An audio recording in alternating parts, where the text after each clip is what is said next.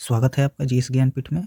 दोस्तों, हम लोग बिहार स्पेशल का सीरीज चला रहे हैं, जिसमें हम इसके प्रीवियस में 3 वीडियो ला चुके हैं। ये आज इस बिहार स्पेशल के क्रम में चौथा वीडियो है, जिसमें आज हम कृषि, जलप्रपात, झील और नहरें, इन सारे टॉपिकों को एक साथ देखेंगे। तो हम चलते हैं अपने क्लास पे। जैसे कि आप सभी जानते हैं कि बिहार एक कृषि प्रधान राज्य है, जहाँ की लगभग 88.7% जनसंख्या, आप अप्रॉक्स में 90% बोल सकते हैं, जो ग्रामीण क्षेत्र में निवास करती है, और उनकी 77% जनसंख्या की जीविका जो है वो कृषि पे आधारित है। और इससे आप अनुमान लगा सकते हैं कि बिहार में कृषि पर निर्भरता कितनी अधिक है।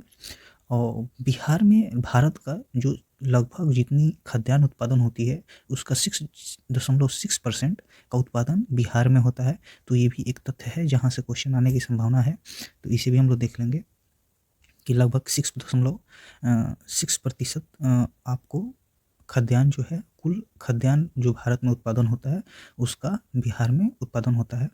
आर्थिक सर्वेक्षण 2021-22 के अनुसार जो हमारा सकल फसल क्षेत्र था बिहार का, उसमें 72.97 लाख हेक्टेयर था, जिसमें शुद्ध बुआई क्षेत्र 50.7 लाख हेक्टेयर और सकल सिंचित क्षेत्र 54.35 लाख हेक्टेयर था। ये क्वेश्चन डायरेक्ट इस डाटा से क्वेश्चन पूछा जा सकता है, तो इसको हम लोग एक बार और रिकॉल कर लेंगे और इसको हम लोग याद कर भी लेंगे कि सकल फसल क्षेत्र जो है वो 72.97 लाख हेक्टेयर है, शुद्ध बुआई क्षेत्र 50.7 लाख हेक्टेयर है और सकल सिंचित क्षेत्र 54.35 लाख हेक्टेयर है।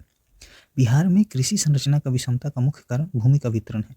आपको पता होगा कि बिहार में लगभग 80-90% जनसंख्या जो ग्रामीण है, उसकी 80% जनसंख्या जो है, उसकी जो भूमि है, वो उसका जो इकाई है, मतलब इसका अर्थ हुआ कि उसकी जो जोत की इकाई है, आप अपने हम लोग देखते हैं गांव में भी कि जो हमारी खेत का साइज है, वो हर जगह आपको छोटा-छोटा दिखेगा, और वो भी आपको बहुत दूर-दूर पे, मतलब एक खेत अगर यहाँ है, तो दूसरा खेत यहाँ होगा और तीसरा खेत कहीं 10 किलोमीटर दूर होगा।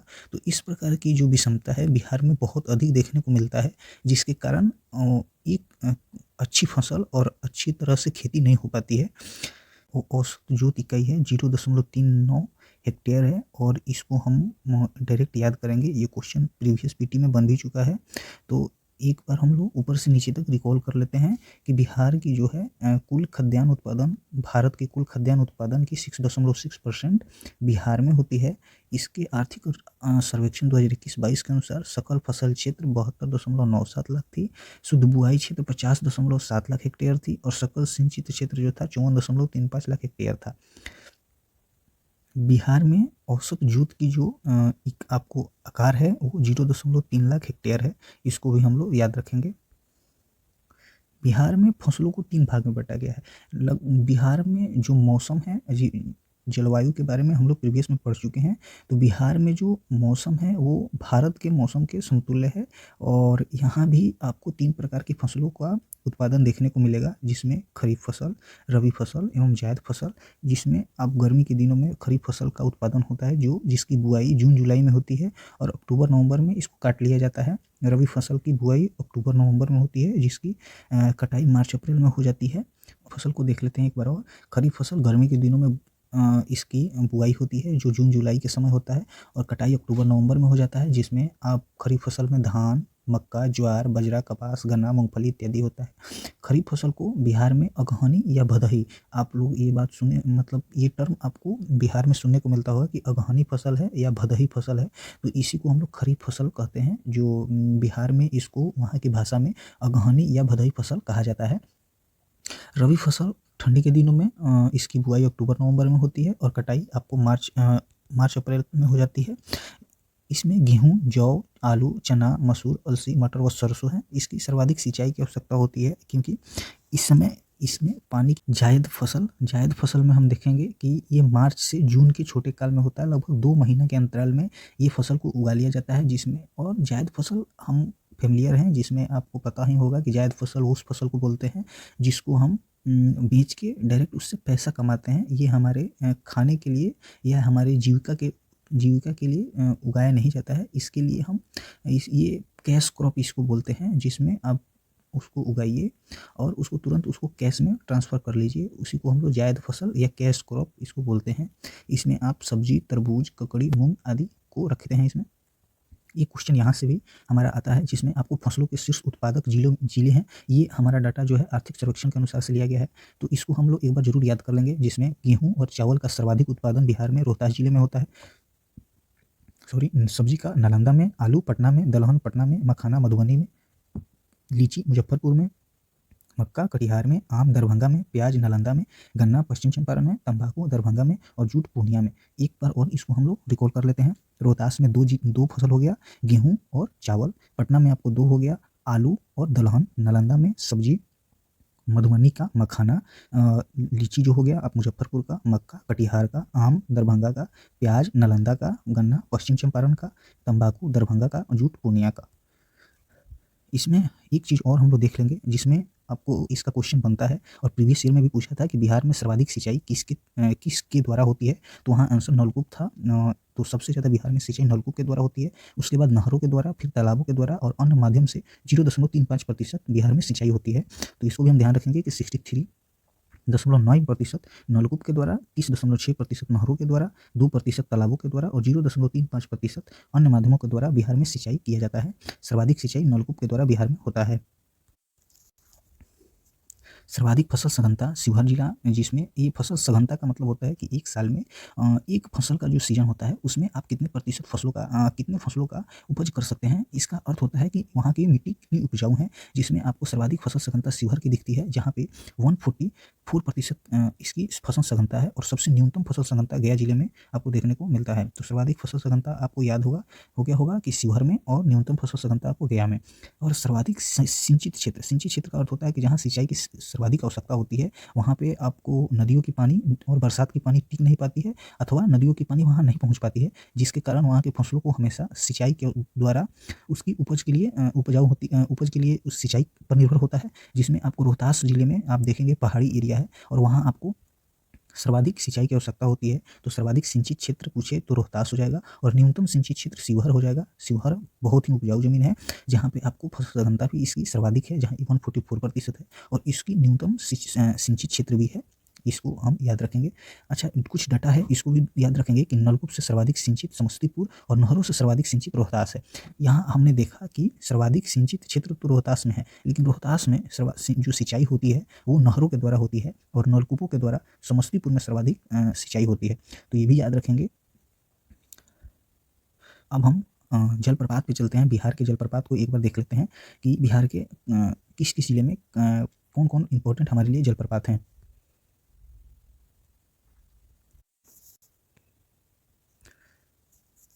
काकोला जलप्रपात नवादा, तेलहर जलप्रपात आपको कैमूर, करकट जलप्रपात कैमूर, दुर्गावती रोहतास में, कर्मनासा बक्सर में, धुआंकुंड सासाराम में, मंझरकुंड सासाराम में और जियारखंड फुलवरिया नदी भोजपुर में। एक बार हम इसको और रिकॉल करेंगे और अच्छे से याद कर लेंगे कि काकोला जलप्रपात नवादा में है, तिलहर जलप्रपात कैमूर में, करकट जलप्रपात भी कैमूर में, दुर्गावती जलप्रपात रोहतास में। दुर्गावती जलप्रपात हमारे सबसे ऊंची जलप्रपात है, मतलब बिहार की, जिसकी ऊंचाई 90 मीटर है और यह खादरकोह में जाके गिरती है। तो ये भी याद रखेंगे कि सबसे जो ऊंचाई पे स्थित जो जलप्रपात है या ऊंची जलप्रपात है वो दुर्गावती जलप्रपात रोहतास में है। उसके बाद कर्मनासा जलप्रपात जो आपको बक्सर में है, धुआंकुंड सासाराम में है, मंझरकुंड भी सासाराम में है और जियारखंड फुलवरिया नदी भोजपुर में है। झीलों के बारे में अब हम एक एक करके देख लेते हैं। कांवर झील जो बेगूसराय में है, इसको हम भारत के 39वां रामसर स्थल में इसको स्थान दिया गया है। कांवर झील में ही बर्ड रिकिंग स्टेशन है, इसको भी हम याद रखेंगे कि कांवर झील जो है बेगूसराय में है, जो हमारे बिहार की एकमात्र रामसर स्थल है और भारत की 39वां रामसर स्थल है, और यहीं पर बर्ड रिकिंग सेंटर भी स्थापित है। गोगा बिल या घोघा बिल जो है वो कटिहार जिले में स्थित है और यहाँ आपको बिहार का पहला सामुदायिक रिजर्व भी है। ये बहुत ही इंपॉर्टेंट क्वेश्चन है, ये दोनों आप याद रखेंगे कि कांवर झील जो है वो बेगूसराय में, जो बिहार का एकमात्र जो रामसर स्थल में स्थान है उसका, और घोघा बिल जो कटिहार में है, इसको बिहार का पहला सामुदायिक रिजर्व घोषित किया गया है। तो ये दोनों क्वेश्चन याद रखेंगे और कांवर झील में ही बर्ड रिकिंग सेंटर का स्थापना हुआ है। कुशेश्वर झील दरभंगा में है, इसका डाटा याद नहीं रखेंगे, ऐसे आपको पढ़ने के लिए ये लिखा हुआ है, लेकिन इसमें केवल इतना याद रखना है कि कुशेश्वर झील दरभंगा जिले में स्थित है और ये 1972 में इस झील को पक्षी अभयारण्य भी घोषित कर दिया गया था। बिहार में एकमात्र गोखुर झील जो है वो सिमरी बख्तियारपुर झील है जो सहरसा में स्थित है। इसको भी याद रखेंगे कि एकमात्र गोखुर झील जो ऑक्सबो लेक है, ऑक्सबो लेक वो होती है जो बहुत सारा अपना मार्ग बदलते हुए टूटी-फूटी रास्तों से गुजरती है, उसको हम लोग ऑक्सबो लेक कहते हैं। जो घोड़े के खुर के समान ऐसे इस प्रकार की झीलें होती हैं उसको हम ऑक्सबो लेक कहते हैं। तो वो हमारा सिमरी बख्तियारपुर झील जो सहरसा में स्थित है वो एकमात्र बिहार का ऑक्सबो लेक है, इसको भी याद रखेंगे। तो आगे चलते हैं, एक है घोड़ा कटोरा झील जो राजगीर के नालंदा डिस्ट्रिक्ट में राजगीर में स्थित है, और जगतपुर झील भागलपुर में स्थित है, और अनुपम झील कैमूर में स्थित है। तो एक बार हम इसको अच्छे से रिवीजन कर लेते हैं। कांवर झील बेगूसराय में स्थित है, गोगाबिल या खोखाबिल कटिहार में स्थित है, कुशेश्वर बांध कुशेश्वर झील जो है वो आपके दरभंगा में स्थित है। वो एकमात्र बिहार की गोखुर झील सिमरी बख्तियारपुर झील सहरसा में है। घोड़ा कटोरा झील जो है वो राजगीर नालंदा में है। जगतपुर झील भागलपुर में है, और अनुपम झील कैमूर में है। अनुपम झील बहुत ही इंपॉर्टेंट क्वेश्चन है, इसको हम याद रखेंगे। अनुपम झील जो है वो कैमूर में है, ये पीटी का क्वेश्चन भी बन चुका है। तो अनुपम झील कैमूर में, जगतपुर झील भागलपुर में, घोड़ा कटोरा झील राजगीर में, गोखुर झील सिमरी बख्तियारपुर झील जिसको हम बोलते हैं, और ये सहरसा में, कुशेश्वर झील दरभंगा में, गोगाबिल या घोखा झील कटिहार में, कांवर झील बेगूसराय में स्थित है। तो हमारा झील यहाँ से लगभग जितने भी इंपॉर्टेंट है वो कंप्लीट हो गया। एक क्वेश्चन जो है गर्म सोते से भी आते हैं। गर्म सोता वो होता है ना जहाँ पे आपको उसकी पानी को जो हमेशा होता है वो गर्म होता है। आपको राजगीर में जाइएगा तो वहाँ पे एक ब्रह्मकुंड में नहाने का अवसर मिलता है। वहाँ हमेशा पानी बहुत ही गर्म निकलता है, और वो बिहार का जो है वो सबसे गर्म कुंड है, जिसको हम लोग गर्म सोता के नाम से भी जानते हैं।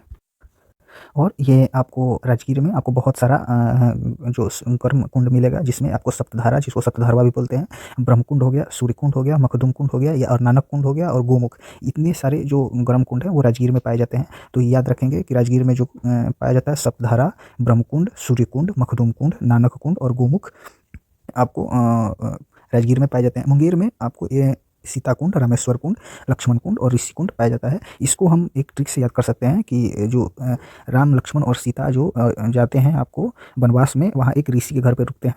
तो मुंगेर जिले में आपको 4 कुंड आपको देखने को मिलेगा, सीताकुंड, रामेश्वर कुंड, लक्ष्मण कुंड और ऋषि कुंड। और यहाँ बिहार के कुछ प्रमुख नहर है, और नहर को भी हम लोग एक देख लेते हैं, थोड़ा सा है, जिसमें आपको गंडक नदी पे आपको त्रिवेणी, तिरहुत, दोन, सारण और तिऊर नहर जो है वो गंडक नदी से निकलती है। जो गंडक नदी हमारे बिहार के पश्चिमी चंपारण के जिला में यहाँ निकलती है। इसमें आपको देखने को मिलेगा त्रिवेणी नहर, तिरहुत नहर, दोन नहर, सारण नहर और तिऊर नहर। कोसी नदी में पूर्वी कोसी और पश्चिमी कोसी। इस पूर्वी कोसी और पश्चिमी कोसी ऐसी है, ये अगर मान लेते हैं कि मेरा बिहार का मैप हो गया, और यहाँ से अगर हमारा कोसी नदी निकल रही है, तो इस साइड जो हो गया वो हो गया आपको पश्चिमी कोसी और नहर, और ये हो गया पूर्वी कोसी नहर। तो इस प्रकार से ये दोनों नहरों का निर्माण कोसी नदी के द्वारा होता है, जिसमें हम लोग 2 नहर निकलती है जिसको पूर्वी कोसी नहर कहते हैं, और जो इस साइड से निकलती है इसको पश्चिमी कोसी नहर बोलते हैं। उसी तरह सोन नदी में भी आप सोन नदी का भी लोकेशन आप देख चुके हैं। जो सोन नदी है, ये अगर बिहार का मैप हो गया तो सोन नदी के द्वारा ये हो गया आपको पूर्वी सोन नदी का नहर, और ये हो गया पश्चिमी सोन नदी का नहर। तो ये भी याद हो गया होगा आपको। और कोसी नदी में एक और है जो राजपुर नहर है, ये भी बहुत इंपॉर्टेंट है, इसको भी याद रखेंगे। तो अगले वीडियो में हम कोशिश करेंगे कि 1 से 2 वीडियो में हम पूरा ज्योग्राफी को ख़त्म करें। उसके बाद हम एडुटेरिया के जो आपको बुक है उसका हम टोटल क्वेश्चन इस पे हम लोग कर लेंगे। उससे हमारा बिहार स्पेशल के लिए टोटल चीज़ कंप्लीट हो जाएगा। सो मेरा सपोर्ट करने के लिए बहुत बहुत धन्यवाद दोस्तों। Thank you so much.